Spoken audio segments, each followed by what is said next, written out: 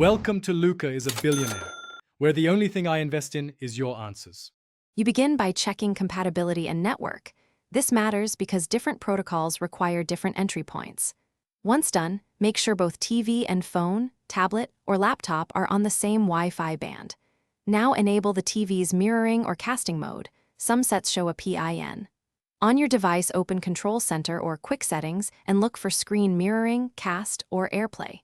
Tap the TV name, enter the PIN if prompted, and you'll start the connection procedure immediately.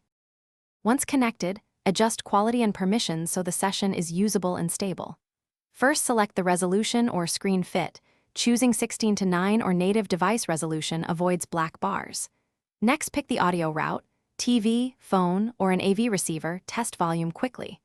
Also confirm any permissions the TV or device asks for, such as screen capture or media access. If latency appears, move closer to the router, switch bands, or reduce resolution to improve responsiveness. To finish, stop mirroring from your device's control panel or select disconnect on the TV. That cleanly ends streaming and frees resources. If you see lag, stutter, or missing audio, restart the TV, the sending device, and the router, then reattempt. For stubborn issues, switch to an HDMI connection. If the TV never appears, update the TV firmware and the device OS, confirm both are on the same network, and then retry. Tip: if prompted, allow the TV to appear in Network Discovery. Thanks for watching and please subscribe. It's the best investment you'll ever make.